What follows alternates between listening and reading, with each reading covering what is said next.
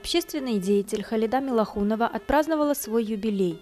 Поздравить с 60-летием именинницу пришли родные и близкие, в числе которых активисты городского уйгурского культурного центра Алматы, в деятельности которого Халида Харсановна принимает самое непосредственное участие.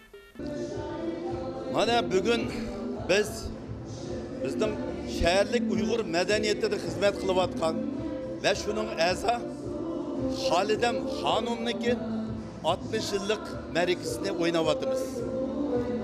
Bugun bu ma'raka Xolidam uchun xo'shallik emas, balki shaharlik madaniyat markazi uchun xo'shallik. Nimishga deganda Xolidamning shaharlik madaniyat Uyg'ur madaniyat markazi uchun qilgan buning emgaklari intayin nurg'un.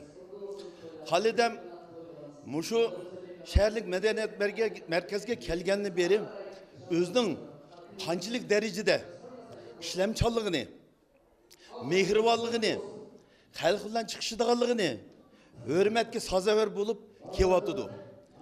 Uning dalilini bugun mana 60 yillik bahorini nishonlab shuningda biz o'tyapmiz. Xolidamniki qilgan ishlarini baholab shaharlik madaniyat markazining raisi Abdulla Moshurov o'zining ayrim bir sabab bilan kelolmay bizga topshirib millat faxri degan medali bilan bugun mukofotlandik.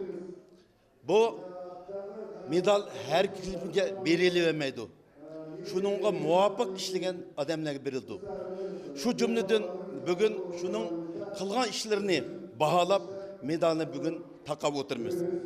Men kelajakda Xolidamga mushundaq jamiyat ishlarida, xalqimizning qandaq ishlarida bo'lsin, mushundaq darajada ishlab, kelgusida texma yaxshi, yuqori pallada ko'rishga Alloh nasib qilsin. Получив образование технолога и проработав по специальности, в 90-е Халида Милохунова, как и многие жители нашей республики, ушла в бизнес. Это позволило поднять детей, дать им необходимое образование и путевку в жизнь. Сегодня ее дочери нашли свое признание в кулинарно-кондитерской сфере, вышли замуж и во всем поддерживают свою маму.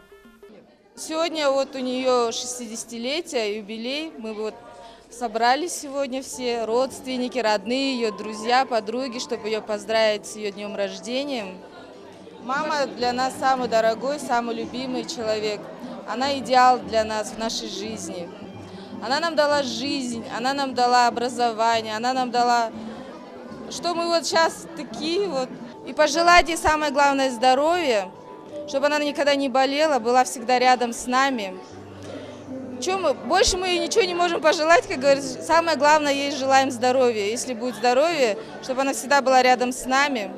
Мы ее очень любим. Мама, поздравляю тебя с днем рождения, желаю тебе счастья, здоровья, чтобы ты всегда была рядом с нами. Ал мама, 60 жалыстық мерекеңіз құтты болсын, денсаулығыңыз мықты болсын, ауырмаңыз, осындай ана болып, осындай шеше болып жүре беріңіз. Сіз сияқты аналар өмірде аз.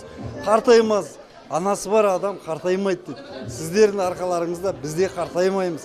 Аман есен болыңыз, денсаулығыңыз мықты болсын, немере шөберелеріңіз өсіп жатыр, шүкір Алла, бәріне жетіп жатыр, сізде бәрі бар.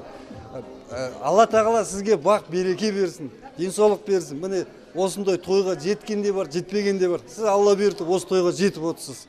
Алла бұйыртса осының 10-нан 20-сын жасаңыз, 100-ден асып кетіңіз. Алла берген той, осындай тойда, жарықтықта, осындай туысқанда, достарыңыз қандай, сізді қалай бәрі жақсы көреді. Оны сөзбен айтып жеткізе алмаймыз. Апа, 60-летием вас. Мы все желаем вам крепкого здоровья, счастья, а все остальное мы дадим вам.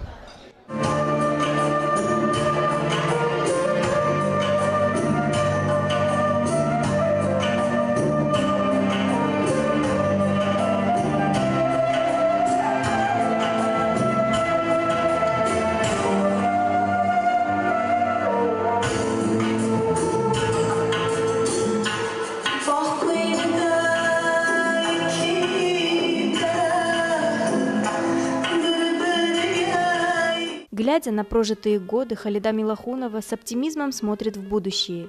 Ее неиссякаемая энергия дает ей силы преодолевать даже самые сложные жизненные испытания и творить добрые и полезные дела во благо общества. Ну, жизнь моя прошла по-всякому, и хорошее было, и плохое.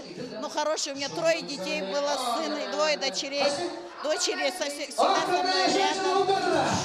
2 дочерей. Я, конечно, рада, что вроде дала неплохое воспитание своим детям. Это шынчылык менің яман күйлерімді постоянно енімді жүріп атуды. Оны 60 яш кіргенде еқін әдімеге өзінің киіватқан бір немесіне сыйлайды екен деп, мен ұш әдемге үздәмнің үздігіне подарок қылайды аватмен.